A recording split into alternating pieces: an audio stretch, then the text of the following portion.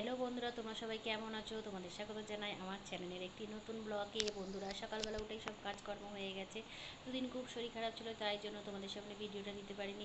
তোমাদের সঙ্গে গল্প না করলে একটু ভালো লাগে না। তাহলে চলো কী করবো তোমাদের সঙ্গে শেয়ার করি। এই দেখো বন্ধুরা, আজ একটু বড়া ভাজবো। তার মধ্যে পেঁয়াজ কুচিয়ে নিয়েছি, লঙ্কা কুচিয়ে নিয়েছি, রসুন কুচিয়ে নিয়েছি, আদা কুচিয়ে নিয়েছি, ভালো করে কুচিয়ে নিয়েছি। দেখো, বড়াতে লঙ্কা না দিলে তো খেতে ভালো লাগে না। এইবার এইগুলো কুচিয়ে নিয়েছি। আর এই দেখো, এখানে রেখেছি মাংসর কিমা। এই মাংসর কিমাটা দিয়ে আজকে বড়া চিকেন পকোড়া করব।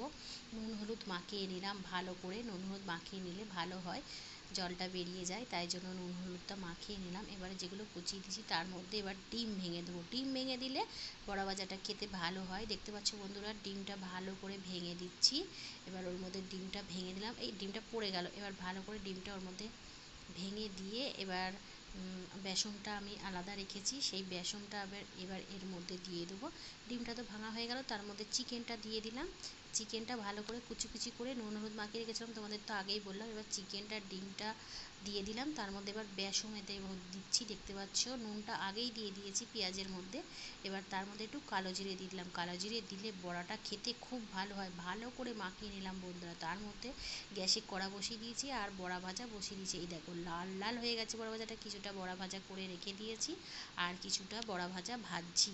তাহলে এটা হলো বন্ধুরা, কি বলো তো, চিকেন। আর এটা কি করছি বলো বন্ধুরা, রুই মাছের ঝাল। পেঁয়াজ আদা রসুন দিয়ে আমি করে ফেললাম রুই মাছের ঝাল। চিকেন পকোড়া আগেই তো তোমাদের দেখালাম করে ফেললাম, আর এটা করে ফেললাম রুই মাছের কষা কষা ঝাল। ঝোল করব না বন্ধুরা, এটা হচ্ছে রুই মাছের ঝাল।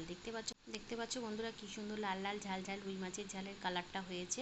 তাহলে আজকে আমার রান্নাবান্না কী করলাম তোমাদের সঙ্গে শেয়ার করলাম। তোমার চ্যানেলটাতে প্লিজ লাইক কমেন্ট শেয়ার করে দিও বন্ধু। তাহলে বন্ধুরা, চিকেন পকোড়া করলাম আর করলাম মাছের ঝাল, রুই মাছের ঝাল। তাহলে কী কী রান্না করলাম তোমাদের সঙ্গে শেয়ার করলাম। তোমরা আমার ভিডিওটা দেখতে থাকো। প্লিজ প্লিজ প্লিজ আমার চ্যানেলটি সাবস্ক্রাইব করো, কমেন্ট করো, শেয়ার করো। আর প্লিজ প্লিজ প্লিজ আমার চ্যানেলটাতে সাবস্ক্রাইব করো। আমি আবার পরের ভিডিও নিয়ে তোমাদের সামনে আসবো বন্ধুরা।